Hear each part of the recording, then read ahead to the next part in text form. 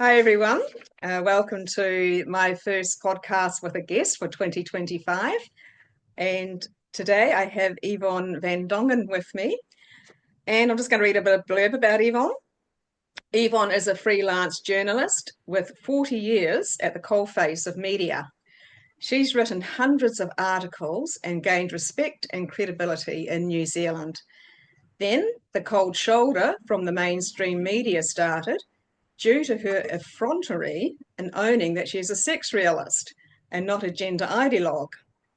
Journos who have been in the field for any length of time meet and mix with a hell of a lot of people, and it's not unreasonable to surmise, I say that correctly, they must develop a pretty good bullshit detector.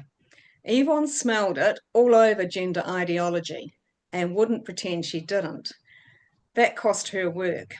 Some of her colleagues stood by her, but amazingly, many bought into gender ideology hook, line, and sinker, or just kept their heads down. So, Yvonne, tell us a bit more about your career, where it's taken you, what you've learned about people, how you've ended up where you are, when you first started noticing the drop in work, what sort of attributed to that. Okay, so I started journalism. I might have missed the heyday, but it was in the early 80s. It was after the tour. I'd done a degree. I'd lived in Amsterdam for a while, and I was ready just to come back and settle down. That's the Springbok tour, was it? Yes, yeah, right. It was the year before. So right. We watched as that sort of played out. And I went to the marches then. You don't go to any political marches when you're a journalist, but pre-journalism I did. Okay. And so then, I was trained in Canterbury, then came up to Wellington, worked for the New Zealand Times, which became Sunday Star Times. Great many of the publications I've worked for have failed. It's a bad sign. But anyway, and I loved it. It was fantastic. And there was money then because we got advertising and we could travel around the country. There was, it was never that sense like we can't get ads, not a problem. And then eventually I came up to Auckland, and I worked for North and South for a short time. That didn't last because we had a fight. That's right. And I left. I didn't last at all because I suppose I've always been disagreeable. So they wanted to tell you which way this story would go, the angle it would have. And I thought, how will you know before you do the research what the issues are? Anyway, it was a clash. And I was outski. So that didn't last. And then I went back to the Herald. Anyway, I can't even remember my own career, to be honest. And then sounds like most of us. Yeah, I know, it's so long. So I worked on I worked for NBR for a while, and that was fun. That's the National Business Review. Yes, National Business Review, when it was all business, and they had money employing journalists everywhere. That was a kind of crazy time, and that's when I wrote a profile of Sir Ron Briley, who was Briley then, and then I got 4 letters from 4 different publishers from Australia and New Zealand saying, would you like to write a biography? And at that point I was a bit sick of journalism, so I thought, yeah, I would. So I actually left. And a biography on Briley. Right. On Briley. So I left and did that. You had to pay for it yourself, but I got an advance and I spent quite a bit of time, and I went back down to Wellington and worked in the Briley offices, even though he wasn't very keen on the whole thing. And really I have to say I'm not a business journalist, but it was interesting. I learned a lot. Yeah, it was interesting. So I did that, and it came out, and it just reached the tide because the wave was crashing on Briley's way then. But I sold 30,000, anyway, quite a lot of books. Well, that's reasonable for New Zealand. Yeah, that's good for New Zealand because usually the average is about 4 or 5, I think. So so it was okay. And then I had a child, and then I was asked by the Herald, who came to me and said, would you like to be the travel editor of the Herald? This had never occurred to me at all in my life that I ever wanted to do that. And actually at the time it didn't have a lot of status. Travel writing was seen as puffery, and I thought, I'd be corroding my reputation, da, da, da, da. But then they said, well, you'll be off to England in 6 weeks, and then there's another trip to India. And I thought, you know what, maybe I can. So maybe my reputation will handle this after all. Maybe it doesn't matter that time. And actually it was a weird thing to do because I had pneumococcal meningitis. So I only put that. I've had a lot of illness in the last year, and I'd had a brain injury before, and this was a brain injury time. So it was slightly mental because I was recovering from that and had a child. But, I always believe when an open door comes. I wouldn't have applied for the job, but they came to me, so I thought I'll do it. It was really rather fantastic. Probably not for my husband then, because he got left with the child, I'd travel and stuff. So so it the was fun. situation was a bit reversed. Yeah, it was. The sort of But like he didn't normal say, situation. he never objected. But yes, I was travel editor of the Herald, and you had to travel, plus you had to write and lay out pre the digital things on paper. I found that not having a great spatial sense, I struggled with that. But Right. anyway, I eventually learned. Eventually, there was a lovely Audrey Young. She taught me how to do it. She had a really good way of teaching. Other people just assumed you'd learn, and I just couldn't do it. And Audrey sat down with me one day and taught me. I really struggled with it. Anyway, I had to do the layout, everything. But it was a good job. It was great traveling the world. It was pretty fantastic, pretty lucky, really. Well, it doesn't sound too shabby, to be honest. No, it was. It was really nice. Exhausting, but not too shabby. It was exhausting. And then I did, how many years? I can't even remember, 6, 8 years. And then I left. What did I leave to do? Maybe I wanted to do freelance or something. Then I worked for House. I worked for On Holiday magazine. It was a new magazine that was an offshoot of House and Garden. It's folded since then. But anyway, because that was the traveling around New Zealand. It was that was cool. And then I've probably been freelancing quite a long time. Then probably since my early 50s. Yeah, probably. Right. So that's yeah. So you really have got, the credibility, throughout New Zealand. And then next thing we know is that you're starting to get the cold shoulder because you're looking at you want to write about the wrong thing. I discovered this gender ideology. Whatever we didn't really have the language for it, but I discovered this crazy thing that was happening. And it was a shock to me to kind of absorb it as well, because the automatic thing was, we've discovered trans people, we should be kind to them, But when with some people from overseas that educated me actually what was going on overseas in Europe and in America, I had no idea about it at all. But once you see it, you can't unsee it. That was the awful thing. So then I thought, this will be really good. I'm the only one who seems to see it, and you're always looking for a story where you're ahead of the curve. So I did quite a lot of research. There were some wonderful feminists here who were like Jill Abigail, fabulous, Jen Rivers, fabulous. They were onto it straight away, and they really suffered for it. Jill Abigail got into trouble for writing something for the Green magazine a few years ago, didn't she? Yes, and it was something. I read it, and it really was something quite innocuous. But it was, and she'd been a loyal member of the Greens. She'd won awards for her environmental protection. She's a good woman. She's a really good, sound woman. Yeah. And so with that, it was lots of people have been looking at it and saying this is very worrying. So I thought, I've got the story before anyone else. Fantastic, lucky me. And then I went to the listener, and the editor and the chief sub, they were completely on board. They kind of got it. They did get it. But we had to have kind of whispered meetings because some of the staff being open plan were not on board. And I think there might have been a staff member there who might have been trans or had a trans. There's always somebody with a family link or something. Yvonne, the number of times I've heard that there's been a person on the board, one person with who objects to it for the reasons, the very reasons you say. They've got a trans kid, or there's someone in their circle, their family, or their circle who's got a trans kid, and one person stymies, puts the kibosh on everything. They do, and so I was thrilled that they accepted the story, and they said, she said, write as much as you want, as many words as you want, no, because you always get a word count. We can do the editing, don't worry about it all. And I regularly checked in saying, look, it's quite long, I've got this, I've got that, and the next thing. And so I did 3 stories. One was the big story on the puberty blockers and what's the impact on children. Another one was a story on what is gender ideology, because we were really just discovering. I was just learning what it is.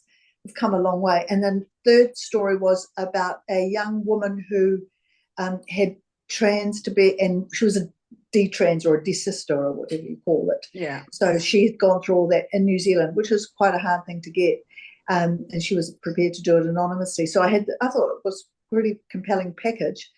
And then it was going to come out early 2021, and then another month passed. I can't remember, did it come out October? It took about 8 months before it came out. And Wow. I kept saying, oh, and then she would always be excuses. We've got Easter, I'm working double day. It was always excuses, not, Finally, it came, oh, it's coming out. No, I've got Donna Chisholm, she said. I've got Donna Chisholm, who's a health reporter. She's got a health background, to look into it just because she's got an extra, she's got good context in that field. I said, really? Who is she interviewing, knowing that there are some endocrinologists, some people who buy into it? And I wasn't informed what was happening. I said, be careful, because, she could be talking to people who are in this pro-trans lobby sort of thing. And no, it's fine, just to give another slant to it, just to make it more rounded. Really? Okay. Usually they send you the copy of the text before it gets printed so that you can do a final check. This didn't happen. So when the story came out, it was written by Donna Chisholm, and it said at the bottom, with additional reporting by Yvonne van Dongen, and the whole thing had been rewritten to be more favourable to the whole trans issue. And it had your name on it?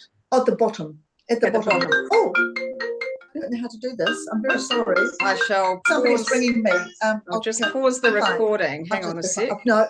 Yeah. Oh, you're right? Okay. Yeah. Let's carry on then. Yeah. Sorry about that. And so, yes, what happened? So the story came out, and my name was just on the bottom. And then they did keep the story about the desister was still there, much shredded. That at least was still there. Oh, better turn your phone off, Yvonne. Yeah, I don't even know where my phone is. It's not in this room, but it's just connected to my iPad. Sorry. I don't want to leave you now, though. So now we're on a roll. Yeah. Yeah, we're on a roll. And then, so that came out. I was unhappy, and I just sent her an email saying, when did you decide to choke? I just thought I was so pissed off. Anyway, then eventually... Sorry, say that one again. You got an email I sent her an email when that story came out, and I said, when did you decide to choke? Right. Because that's what I thought. You could have told me. Yeah. I could have answered all your concerns. I can't actually remember whether we had a phone conversation, but I gathered somehow, I've been looking for the email trail, that again, was you were saying there was a personal element, that there is a journalist that was known to her, I think wasn't TV3, who had a child who was at intermediate age, who was detransing sort of thing, and who was transing. And so I think there was the concern that this child, that they were so vulnerable, and a story casting doubt on this would be very disturbing, very unsettling. And I said, but I would have said, if you'd asked me, I could have told you there's no research to support that. Anyway, however, I was cross about it. I did end up taking a complaint to the press council. I can't remember that got anywhere, because she was also not paying me the right amount. Eventually, I got paid the right amount, but I didn't get any satisfaction, really. And then no one in any other media has wanted to tackle that story. Occasionally, I'd make a breakthrough. North and South did a story about the Jill Abigail. I wrote that about the Jill Abigail. Yes, that's right. I do remember that. Yes. Yeah, they've gone off the rails now, haven't they? They have, but it was under Virginia then, and she's not woke, and she's a good editor. Was a very good editor, and she could see. What was her name again? Virginia Larson. She's no longer there, but she's smart and knew her audience a lot better than subsequent people, put it that way. Occasionally I'd get something in there. None of the other media would want to tackle it. And I kept thinking, there's a great, if nothing else, even if you don't care, it's a great story. It's a great story. There's some things that are happening that are very, very disturbing. Yeah. And I can't say that the trans issue has caused me to lose work, because the media, the freelance market was declining anyway. It was declining. I continued to do some house and garden stories and a few things like that. So I had to pivot, and I did Airbnb and a whole lot of other things. But I've always been aggrieved that I could never get enough stories in mainstream media to cover this issue properly. But I'm pleased that someone like Charlotte Paul's had stories. She's had some things, and so it's coming out in dribs and drabs. And Charlotte Paul's pretty much the only one, I think. I think that's right. That I think. And this is for listeners. This is I think she's Dr. Charlotte Paul, and she's at the University of Otago. She's gosh, I can't remember now. Epidemiologist. something Yes, like I think that. so. Yeah, Yes, yeah. and she, from what I understand, is that her younger colleagues almost begged her to write Oh, something, to okay. start Yes, writing something, because they could yes, see that it needed to be addressed. yeah, But they were too afraid to because of their careers, their jobs, and yes, their incomes and stuff like that. And whereas yes, Dr. Charlotte Paul was a bit older and yes. didn't have so much to lose, and so Yes, they I think that's basically been the begged her. case. Yeah, Mm, I don't yeah, know how many people in mainstream media agree with us or see it the way we do, because maybe because they're surrounded by people who are entirely woke and pro gender ideology. But so it has been women who mm, don't have as much to lose. And I was thinking, well, yes. I'm at this stage of my career. Do I give a shit? Really, I don't. I don't. There's nothing I really want to achieve in my career. And also, the media's dying. Yeah, well, Mainstream media dying. media as we once knew it is dying. So Yeah, you were lucky. You were in the heyday of it, weren't you? just Yes. at the Oh, tail end. Just yeah. at the The tail tail end of end. the heyday. Yes. I Yeah. remember when money wasn't a problem, when honestly, when money wasn't a problem like that, and when I worked for the Herald, I mean, they got so many ads that it was Yeah. amazing. But then the ads migrated. Of course, they went social media, or new media Mm, came along, and it was just hollowed out the media, and things have changed. They've changed so yeah. much.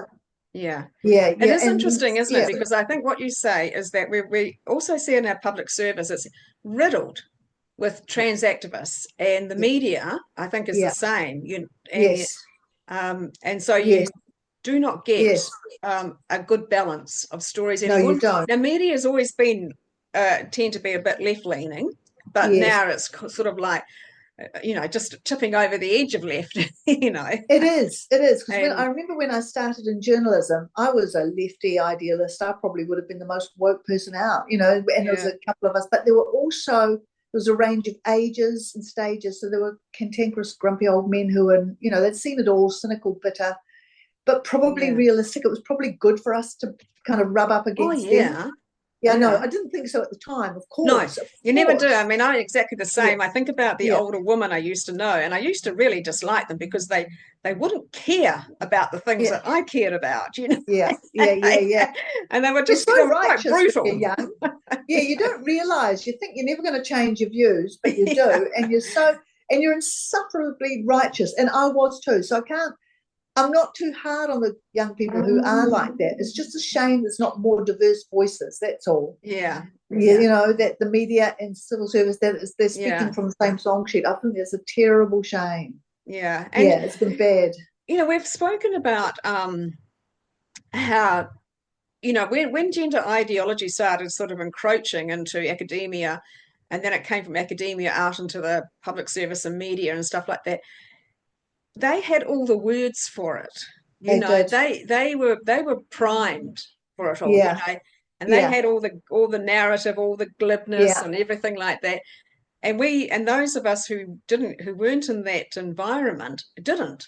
We No, were that's taken, right. we were on the back foot, taken by surprise. Oh, what is this? Yeah, And all these stories are coming out. And as you mentioned before, there was, you wondered about whether one of the reasons you didn't get your story in the listener was because of someone who might have had a trans kid who yeah, might have been upset, terribly upset about, yeah, and that was part of the narrative, wasn't it? That they yeah. will, that they will, Vulnerable. Yeah. yeah, do terrible things to themselves. Better not say that word, and Even though the research up until that time had shown that didn't happen. It wasn't really statistically a risk. There was some research to yeah, show that, but but that yeah, kind of threat hung yes, over it. and the Yeah, narrative, the contra narrative wasn't yeah. widespread. The No, contra to this gender no. ideology narrative wasn't Yeah, widespread, whereas now, of course, it is spreading more yes, widely. yes. Even Which the is fact good. that it was called gender ideology, because I was struggling. What is this? What do you call it? I mean, you're right. We Yeah, had no language, and it had evolved in the universities, and it was quite a whole new language, cisgender, and all these other things that we were oh, supposed to yeah, take on board and be educated about. And we were yeah, the oldies who are just resistant to change. And so yeah, you're wondering, is that true? Is that true? You're sort of reeling. And so we've been crafting an argument and crafting the language for it. You're right. There has been a battle of language. yes. So, Yeah. and it's and that's part of it. So it's not the reason the mainstream media is declining, but it's part of it is because that they almost opened an avenue for all these other voices that couldn't be heard to start being heard. And that's as I said, that's a simplification. Yes.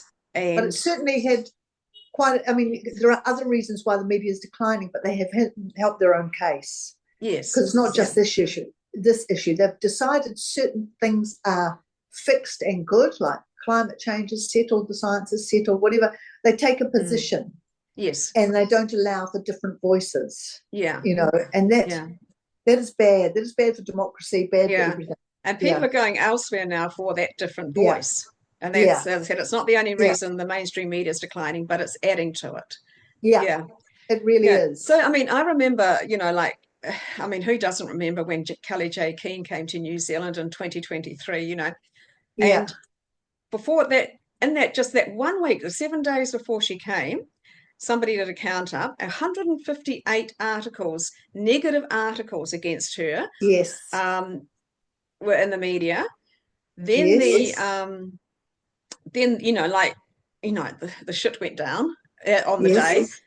And I just couldn't believe it. And these two, a woman, I think, reporters who are from RNZ, I'm pretty sure they're women, basically wrote a piece, said it was a lovely day. You know. I remember that. Yes. Of love. Didn't they say it was love? Oh, it's trans joy and love or something like this, you know. Yes.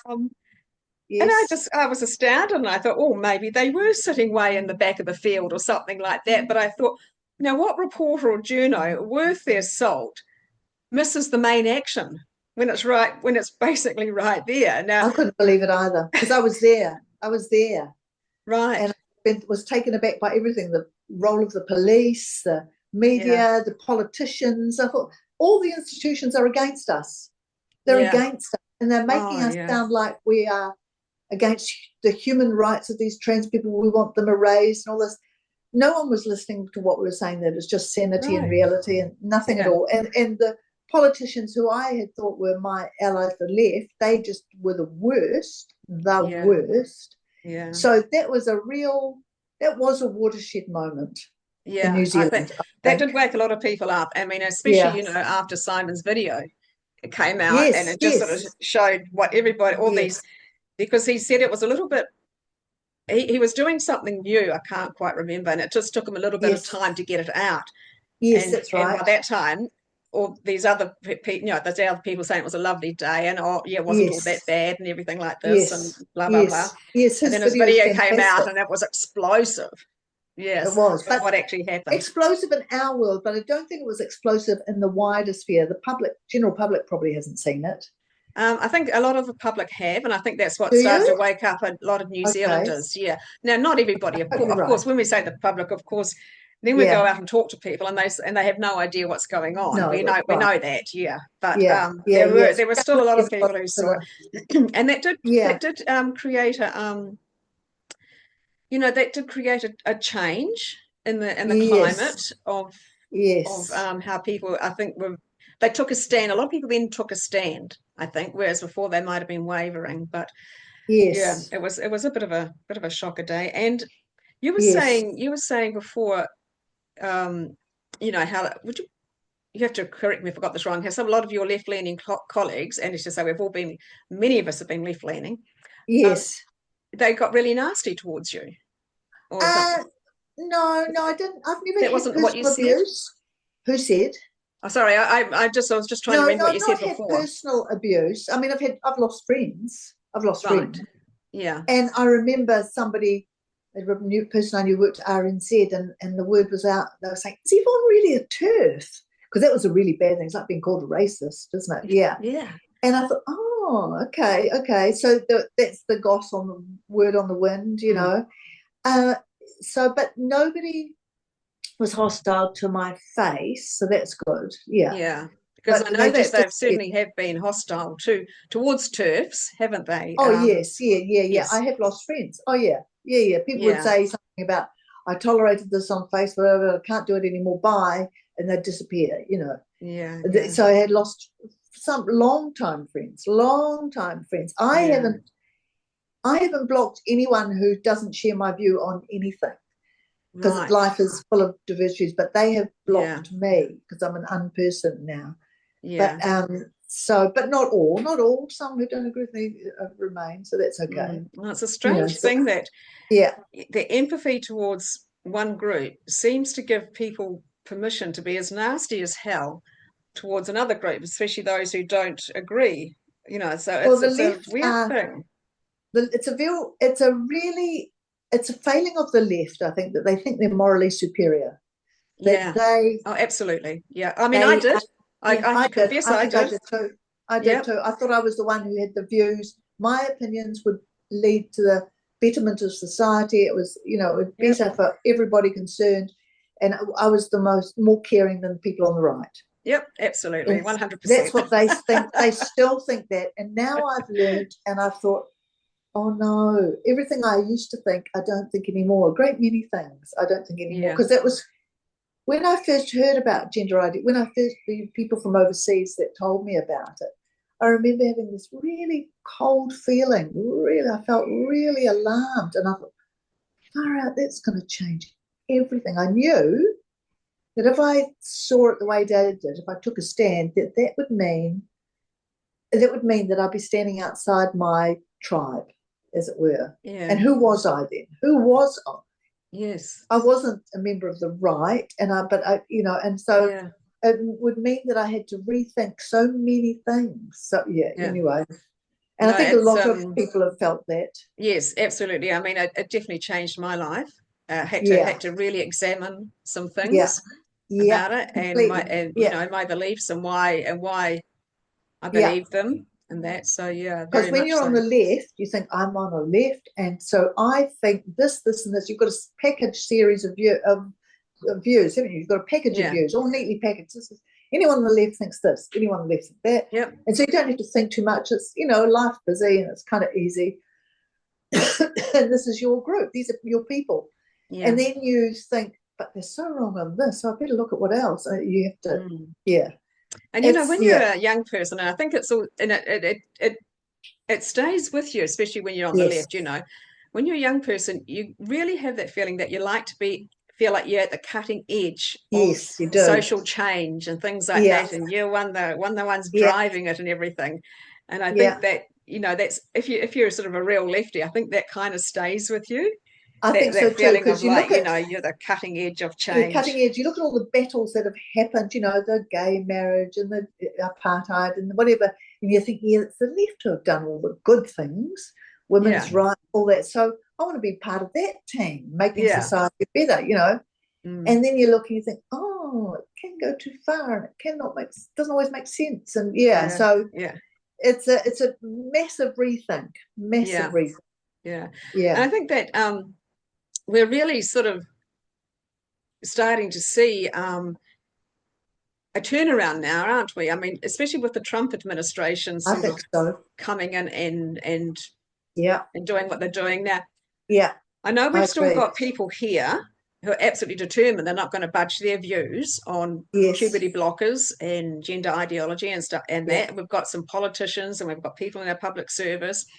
Yeah. But I don't know. I think that they might be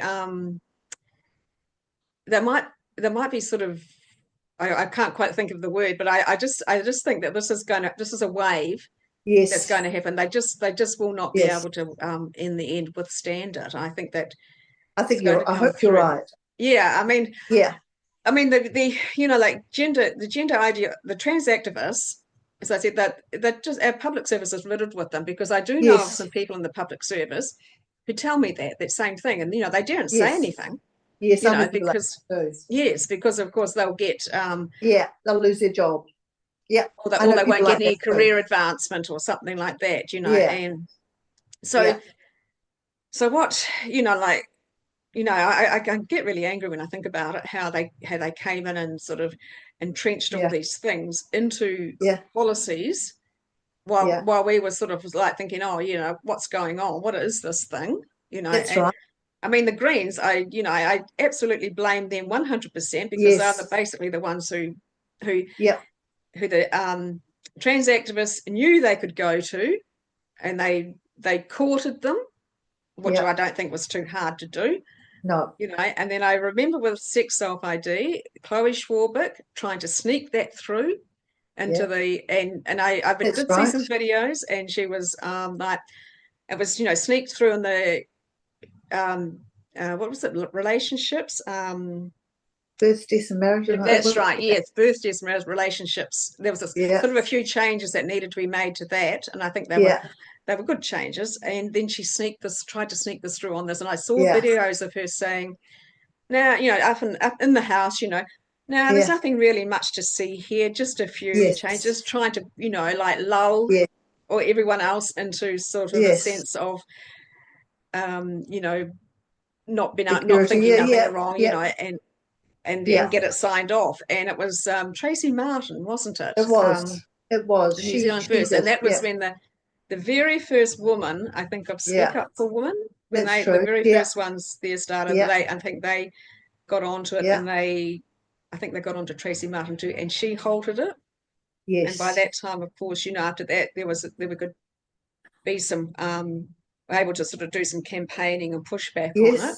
It did eventually go through, but you know, Labor, once they got in by themselves without any coalition partners, they brought it up again and passed it. But by that time, I believe they did have an amendment which basically said that, you know, you do not have to what the sex, you don't have to believe the sex marker on a person's birth certificate anymore.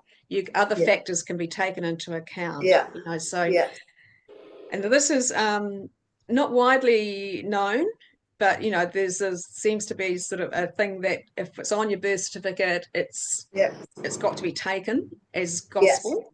That's not true, not in New Zealand. No. And there was another thing. Oh no, I think the bad thing about it, of course, is that it does entrench it into society. Yes, it does. That sort of thing. It may be that you do not have to take a person's sex on their birth certificate as gospel, but that whole sex self-ID thing is helped to entrench it into society. I think it strikes at the core of what is the issue with this ideology. It's an assault on truth. Yes. So a birth certificate was a document of fact. You're born in a city at a certain time. I know. Your parents, and suddenly you can change a fact. I can't say that I was born elsewhere and my parents are somebody else. I can't change any of the other details. No. And I wouldn't mind if it said, look, your sex is this and your gender is something else if you want to do the choice business. But no, you're changing the sex, which I think is fundamental. We cannot change fact into feelings, and that is the core. It's an assault on truth. Yes. And I thought that's why I hate that assault on truth. I really like reality, and I think that is what I thought. I can't live in a world where we have to pretend. I think that was the thing that really got me the most. I thought, I'm not religious, and I find pretending really hard. Right. I can't have faith in God if I don't have faith. I don't live in a theocracy, but now I do. Yeah. Now I do. I live in a theocracy of gender. Well, they're changing, just changing history willy-nilly. Yeah. Basically. I think that's very disturbing, and I think that it should be thrown out. Because a document's got to mean something. Yeah. It's not a document of feeling, it's a document of fact. Yeah. I recall now, when was it? It wasn't last year, or it might have been the year before. I can't quite remember, but the Free Speech Union brought out an American guy. I think his first name was Jonathan something. Jonathan Rauch. Right, yes. Yeah. Yes, and he spoke about, you know, the LGBT fight to get rights. And at the end of his talk, I asked him why he put the T on the end of LGBT.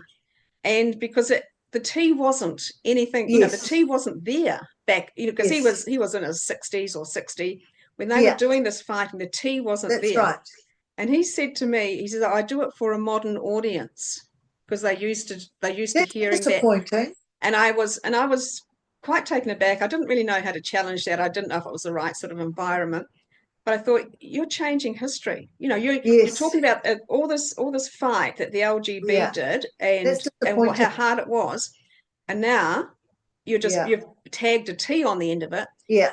Because it will appease an audience. That's exactly right. That's very disappointing. It shows he's not as good a critical thinker as he thinks he is. I think.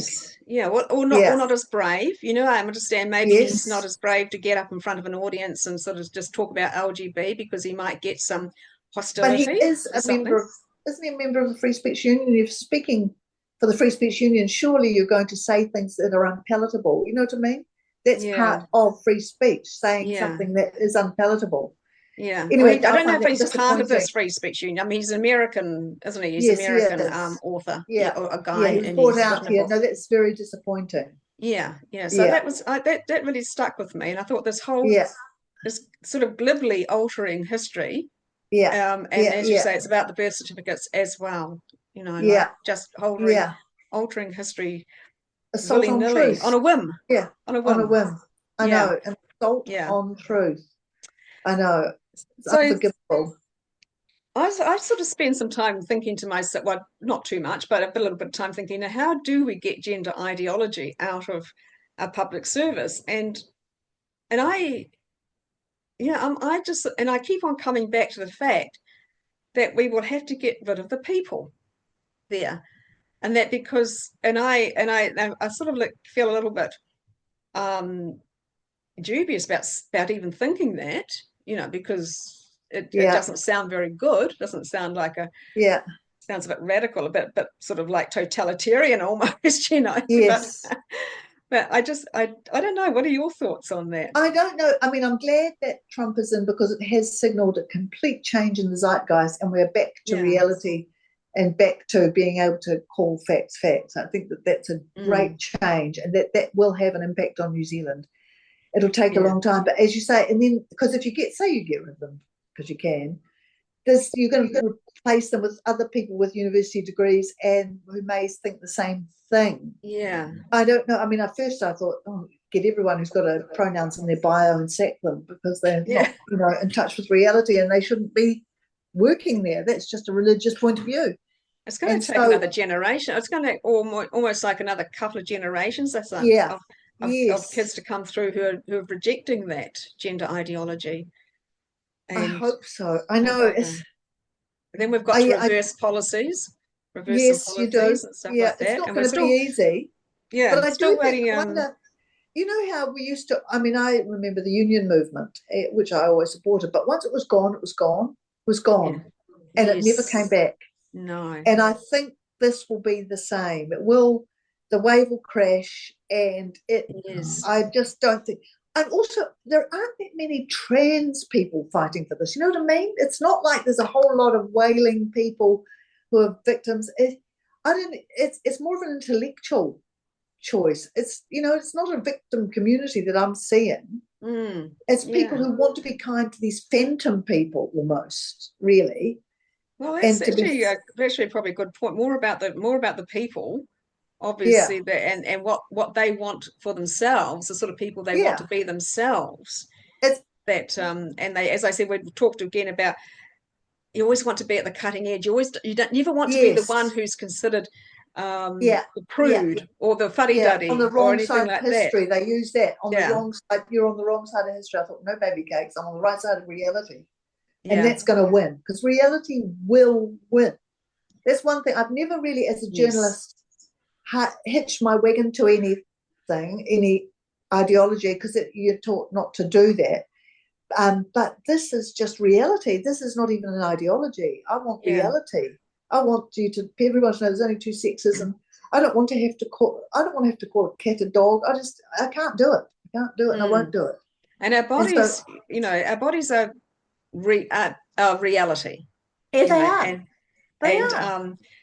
And I've seen it. I think it's one or two others have started saying this now. Sal Grover is one of them, and they're coming up with a very good expression of like saying, "We have one body in this life, one body. We do. Why do you want to? Why do you want to go encourage people to cut off their breasts and cut off their penises and take and medicate, the rest of their lives and things like that, and I think it's a very good way of looking at it. One body, we've got one body in this life. Bodies. That's what we experience everything through, is our bodies. And it's weird. These are real. It's weird about the Greens, isn't it? Because they're about organic everything, all that kind of stuff. And yet they're advocating for this most artificial solution, terrible solution to people with gender dysphoria. Medication and surgery, mutilation. It couldn't be worse. Yes, they seem to be very glib about that, though, don't they? They gloss over that. It's just almost like you flick that to the side, Yeah, So, It's just, but it is weird, isn't it? I keep thinking it's really, really weird they have taken this up. Yeah. So that's just sort of a small side issue, is that and medicate yourself. All about self-alive. The pride is about encouraging you to be happy about being gay or lesbian or straight, which is happy in your body. And then you've got this other group. Oh no, you're not happy. Oh, you want to. It makes no sense to me. It makes no sense, because it doesn't make sense. That's how you can tell it's mental illness. That's how you can. Well, I've sort of found because I'm a vegan, and I got frozen out of vegan groups once they became a turf and stuff like that, several years ago. And for the life of me, I think to myself, animals do not care about human politics. Why do you care about what someone's politics are, when you just sort of care about animal welfare and that?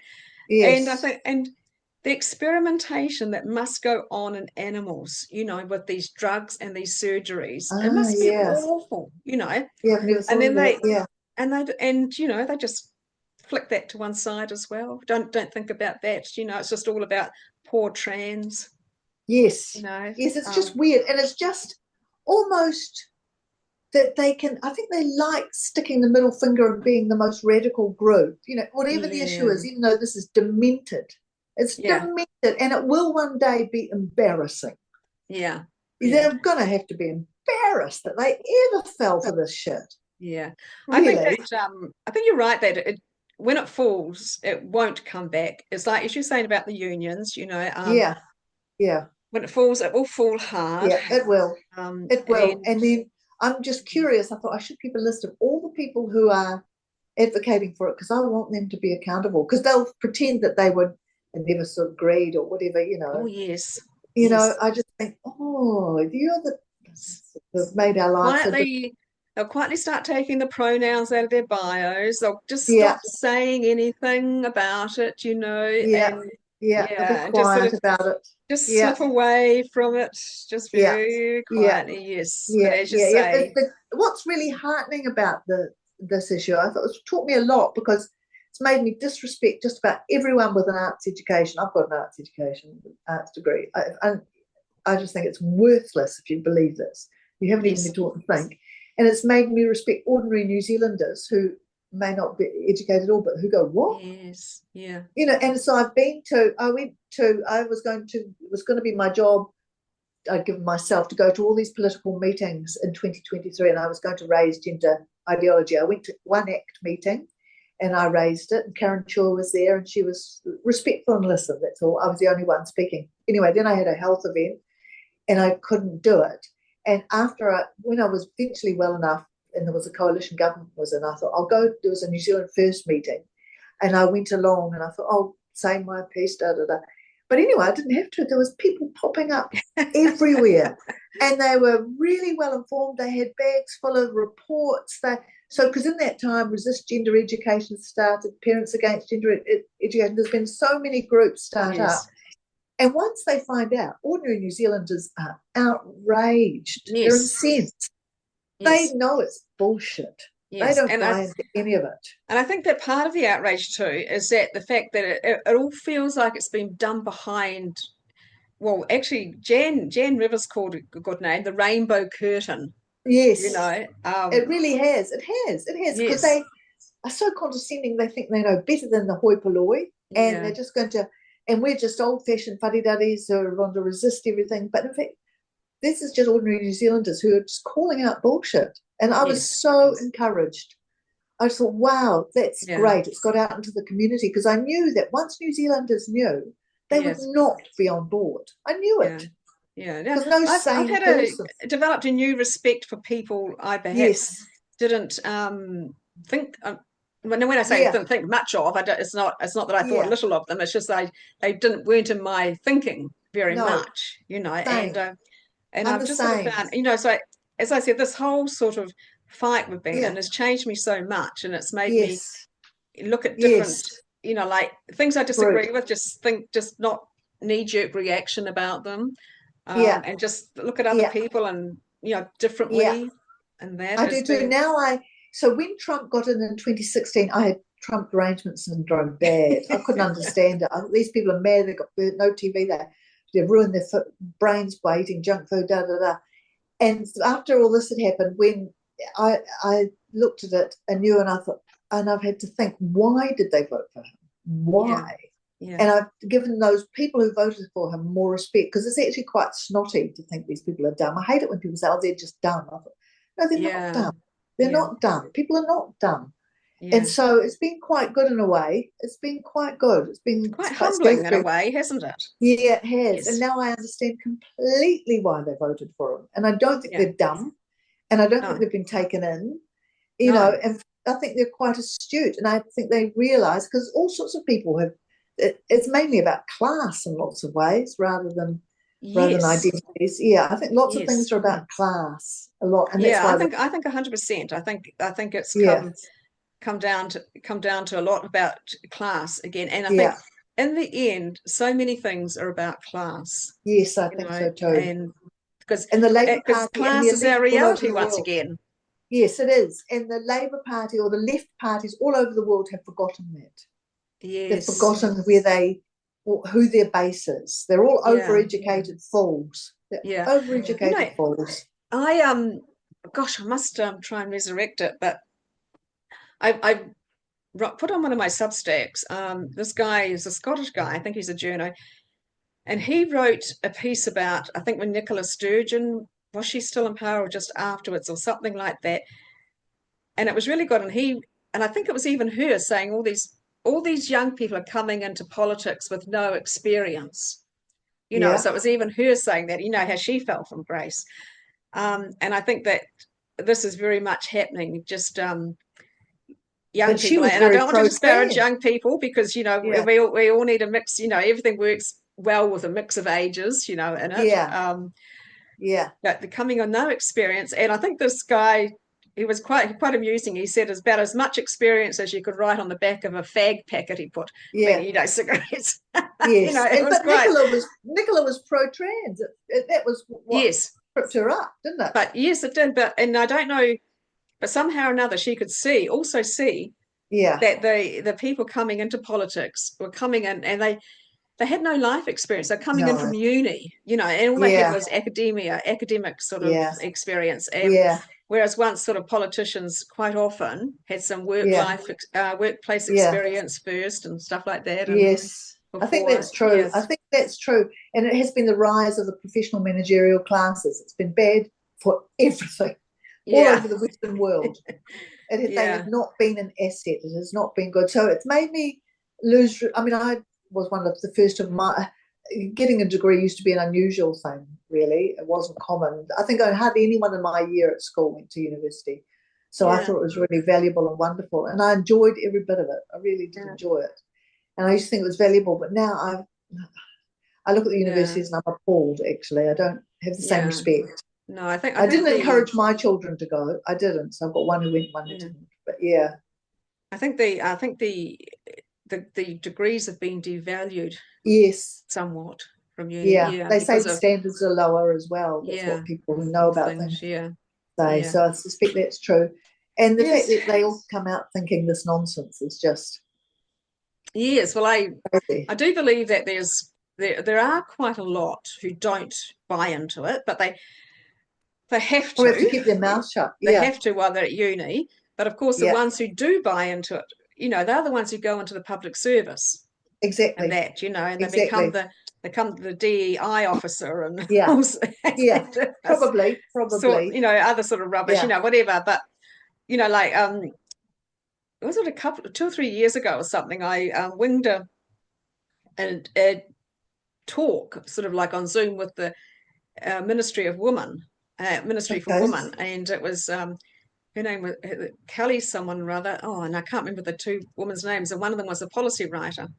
We Okay. ended up with two meetings because the Ministry for Women say that men who Yes. say they're Yes. woman are woman. Yeah. Oh, so great. Yeah. um, and anyway, I had another. Jan Rivers came on this talk with me, and we Yeah. had ended up having two. And the second one was with this woman who was a policy writer, and she had someone else with her, a young woman who had just sort of joined, and she was joined the Ministry for Women, and she was some thing about, I don't know, relationships, I think, whatever. Yeah. And so Jan and I were trying to talk to them about various things about gender ideology and their position and stuff like that. And Yeah. Jan actually caught this young woman rolling her eyeballs at us. Oh. So A bit so like the Select Committee when Deborah Russell did it, didn't she? Yeah. oh yeah. Well, this young woman was a lot more subtle. She just sort of did a bit of an eyeball roll at us, Okay. and Jan Rivers caught it. And anyway, we didn't say anything. I mentioned it later in an email, just sort of saying, "Oh, you better be careful about that," Yeah.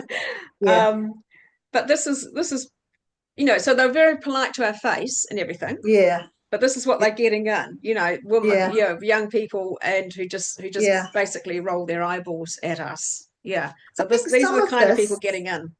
and I think it has to be said that some of this is to do with the increasing numbers of women in the workforce, because women are more agreeable and more conformist, and they're less likely to stand up and disagree with the prevailing trend, especially if that trend appears to be more caring.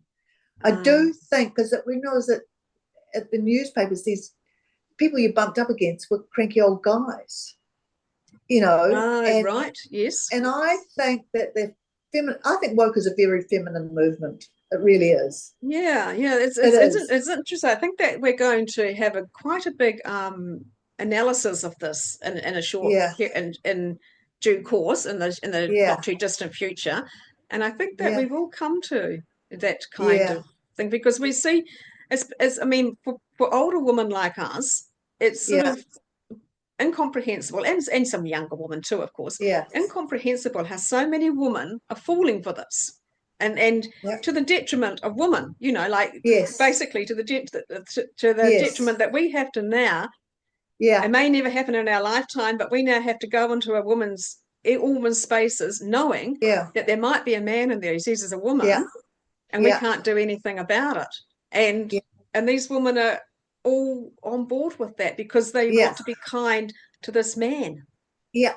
Yeah. So So it's this, to do with. I really think it's because of the increasing numbers of women in government departments, universities, everywhere, that the yeah, prevailing way. yeah. And yeah, that's the downside of I it, I know, and think. it's like it guts me to say it because I remember some years ago, sort of thinking, looking forward to the time when women Yeah. would be, more represented in the workplace and Yeah. decision making, and Yeah. and hold positions of power and things like Yeah. that, and looking forward to that balance it would bring. And Yeah. now I see what it has brought, Yes. and I just, yeah, and Yes. I feel really traitorous towards women for Yes. speaking That's out against they've them. let us down. But Yeah. I think that you have to speak truth. You have to speak things as you see them, because if Yeah. you don't say it, you can't address it. Yeah, that's right. I do. I know people. I mean, I don't think people should lose their jobs. And I understand when you've got a mortgage and you've got that job insecurity, Yeah, but I wish people were a bit braver in situations where it doesn't cost them. I think they should be a yes, bit braver, really. yeah, But women don't like not being liked. They are agreeable. They want to be liked by the right yeah, people. yeah, And so they yeah, make a decision about who are the right people to like, who like you, yeah, because you want to be seen as a good person. yeah, Most women do, I think. And that they've just decided that there's the other tribe is still the good people, but they're going to wake up. They are going to wake and that's up. why you need older women around, because Yeah, I think so too. they get more disagreeable as you get Yeah, older. I think that's true. It's probably You don't like the care, you just reduction don't of care about yeah. being liked and I think all it's that sort something to of do thing. with estrogen. There's something more hormonal, isn't it? Because once you get isolated, you give you don't care at all. Well, No, not no, all older women are like us. no. Not Yeah, I all older realise women. we're generalising, but Yeah, it's But I probably would have been the same had I gone through the university, and I probably would have been the same. I would want to be agreeable. I wanted, I probably wanted to be part of that tribe, yeah, really. And yeah, it's because it was a yucky feeling as soon as it dawned on me that I didn't agree with this at all. It was I almost felt sick to the stomach, thinking, far out, this is going to have massive consequences. But I knew I couldn't go along with it. yeah, But so it's completely, you're catapulted out of your tribe, aren't you? yeah, Completely. yeah. And then you The have other to thing find a too new one. is that I think that women have an instinctive thing about wanting to not get offside with men. Yeah. Oh, Because you of think of course you men. understand that you. You think more of men than women. I don't know if that's true. No, I think they don't. Women don't want to get offside. They're more afraid of getting offside with men than offside with women. You think? And I think that if there hadn't been so many men in this trans activist movement, men saying they're women, let's just sort of say they barely existed, and most of it was like these women saying they want to be men. Right. I guarantee women would not have been so susceptible to going Right. along with it as they are. Yeah, Right. the things that's men who want to, Right. Yeah, want that's to a be fair women. point. That's a fair point. Yeah. So because it was men saying I want to be a woman, Yeah. instead of women saying I want to be there wouldn't have been say there had been a surge in women wanting to be male.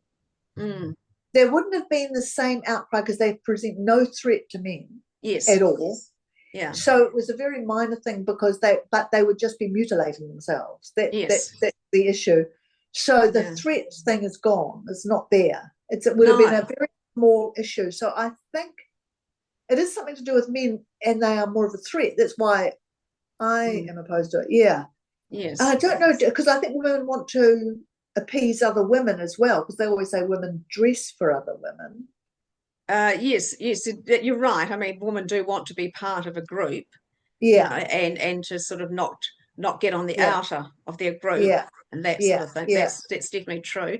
But I don't think women realise still just how much of life is still not controlled by men, directed by men. Okay. And social change and things like that. Is directed by men or encouraged by men when it suits them. Yeah. And I don't think women still actually quite. It's the funny thing, because I don't think most men are on board with this ideology, because I've had very little trouble persuading men this is idiotic. Yeah. I mean, and they don't struggle. Women struggle. They struggle. Yeah. Because that means that what does this mean? But you can have a female brain. They come up with all these things. Women are much more black and white. Yes, I mean, that's a good point. So that might sort of negate what I said before just a bit as well. But I still think that it's very much a fact that there's all these men wanting to be women, and that is quite a key point to it. It's a key point. It's why I was concerned about it, because they're a threat to women. Yes. They're a threat to women because they're still men, and that gave me the creeps, actually. Yeah. So that's why that's another thing that I thought, this is why you have to fight back. If it was just women wanting to be men, that's bad because you don't want to have unnecessary drugs, but it's zero threat. I probably wouldn't have got that worked up about it. That's right. Yes. As you say, it's the decimation of our rights and safety that is the problem. Because like for women to be active in public life, you need to be able. I mean, it's the same for everybody. The safer you are in public life, the more active you can be, the more you can contribute to society, the better the economy is, because people are free to move around. And that sort of thing. So it's very much that really sort of impacts women's lives. Yes, it does. Yeah, it does. Well, I think it does, and I'm alarmed. But people, women don't see it, because when I was being interviewed by Emily Simpson for the story on it, because she's younger than me. She's not that young though, so she might be late 40s, maybe she's 50. And she was not worried about the bathroom thing because she'd never encountered it. Would it, Yes. And I thought, yeah, I haven't either. But the fact that some men could is pretty disturbing to me. That it's I couldn't say anything. Yeah. I mean, that's your peace of mind gone. Yeah. Because you, as I said, you may never encounter a man in an intimate space. Yeah. But your peace of mind that as much as possible there won't be someone there is gone. It's really weird that some women don't see it. I thought, it's allowing foxes into the hen house. Why would you think that was okay? Just because they identify as a hen doesn't make them a hen. We've had a lot of them come back to us, women and men, who are advocating for this. They want numbers. They want evidence. Oh yes. Of all this. And I thought, now how many numbers and evidence did you ask from these men who want to come into women's spaces before you let them in? Because they all they try and claim that they won't be safe in men's spaces. Where are the numbers? That's not our problem. That's not our problem. It's not our problem. Number one, it's not our problem. Number two, where's the evidence that they were ever not safe or anything like that? Well, they talk about men being beaten up in toilets, and I thought gay men might have been. I don't think it happens very often now, but that's something for men to sort out. Yes. That's not something for women to present a solution to. Yeah. I know. It's like, come over here. That's nice here. Yeah. No. We're expected to be the sponges. Yeah. To absorb the caring mothers, like, oh, come here, poor wee thing. No. So it just plays into everything, doesn't it, with women, that whole caring thing. Oh, it's annoying. Yeah. Annoying. It's so annoying. It's really put me off women. It really has. Well, I've sort of had to rethink a lot of things myself. Yeah, me too. And as I said, I'm a bit, I feel a bit sort of traitorous about some of the things I've said and say and think now, but I think that, you have to, as I said, you have to say them to be able to address them. You do. Yeah, you do. And look, you must be, you've got a Substack now. So, I had no intention. I knew it would be like a Tamagotchi that I had to keep feeding the wretched thing, and I never wanted to do it. But then at the end of last year, Jan Rivers said, oh, I've been in touch with some Graham Linehan at the Glenna Report, and they're looking for a New Zealand reporter, and I suggested you, and not as a job, not a paid job, just someone to do that. And I thought, oh, that'd be good. Yeah, okay, that'd be great. I'd just do it when and if. And then so I sent a few messages, and I just couldn't figure out how to get onto it. I still haven't figured out on the Glenna Report. And I was a bit annoyed because I prepared something. So I thought, oh, well, maybe I'll just put it on. I'll do my own Substack then. And then maybe they'll see it, and then they'll grab it and put it on the Glenna Report. So that's how it started, because I really didn't intend to. And now I had it for a month. I think it's kind of fun. It's kind of fun because it's just thinking aloud, really. And people want to read it. Maybe it's not like some of them have got thousands of people, but it's it's entertaining. It's entertaining, instructive, and stimulating, really. And so, because when you get older, you think, how am I going to spend my time? I've got more time now because I'm not in a job.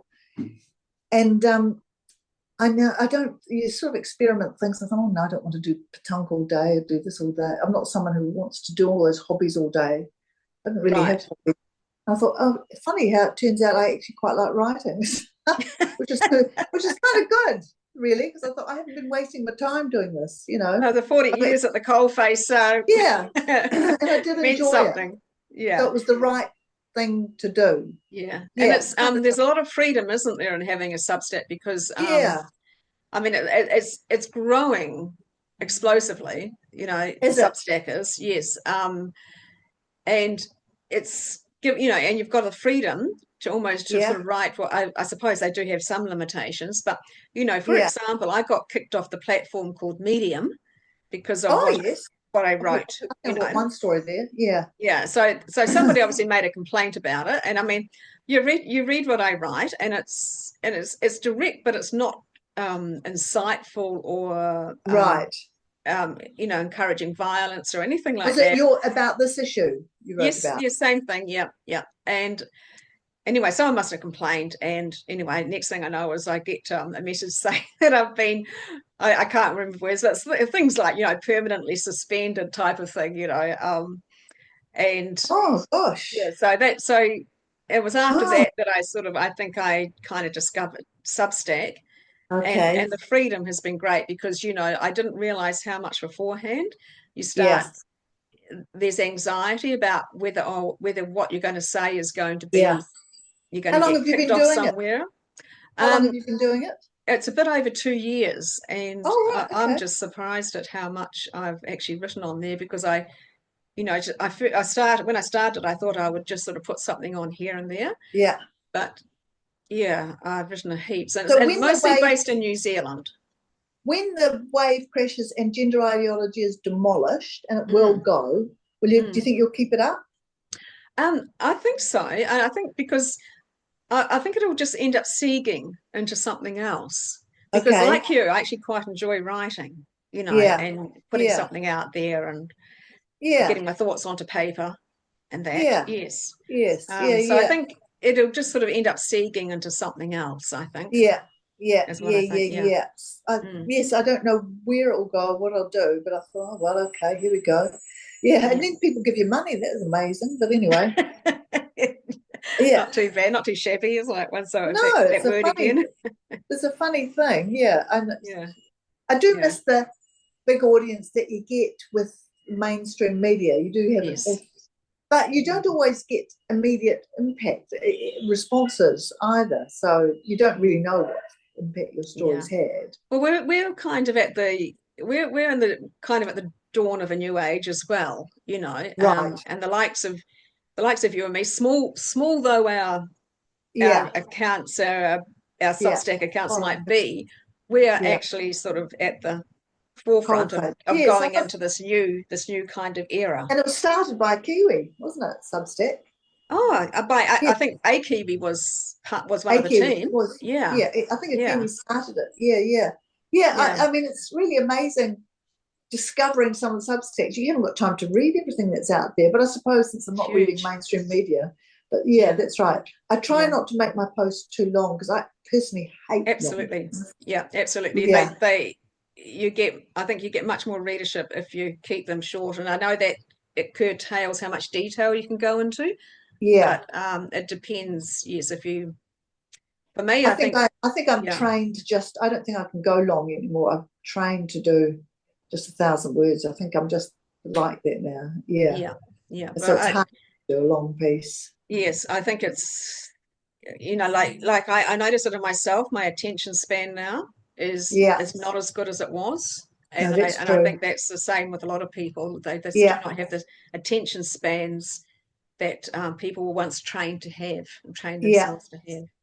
That's Yeah. right. That's right. Yeah, because there was not Yeah. that many other competing sort of media, was there really? So Yeah. yeah, and I wonder now how much impact I would have on mainstream media. But I suppose they've still got the eyeballs, they still have the readers. But yeah, Mm. I think I've had quite good. I think the platform, because I've had stories on there, I think they get the stories go around. And you have an impact on a certain audience, the kind of people who are reading it. Yes. Yeah. So yeah, we'll see. We'll see. I just don't know. Subsect's a bit the same. You get your Yeah, you get your yeah, echo chamber or your bubble or something like that, but still, yeah. it's good to have. Yeah. It's good to have since it's not in mainstream media. These are still Yes. views that are not in mainstream media. Yeah. More for them, more for them. Oh, 100%. Absolutely. I just Yeah, cannot believe how they are so behind the eight ball on this. so behind, Yeah. so behind. And they really don't understand their readers. They really don't, or their No, viewers. no. And they And look down on yeah, them. yeah, Yeah, yeah. And I think that's something that's become really evident, isn't it? yeah. Is this elitism that they've developed, Yes, and totally, and it's totally. yeah, and I it's like see they it in, I yeah, see it everywhere. And I just, yeah.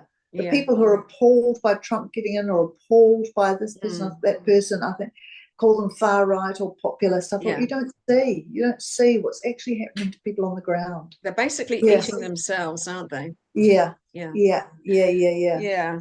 Oh, well, Yvonne, anyway, I shall put your Substack link in the Thank you. description That's very below. kind of you. Thank you. And I encourage people to go and subscribe to thank you for your help with the yep. Substack. You really helped because I was no worries. Oh, with the technology delighted. at first. Delighted.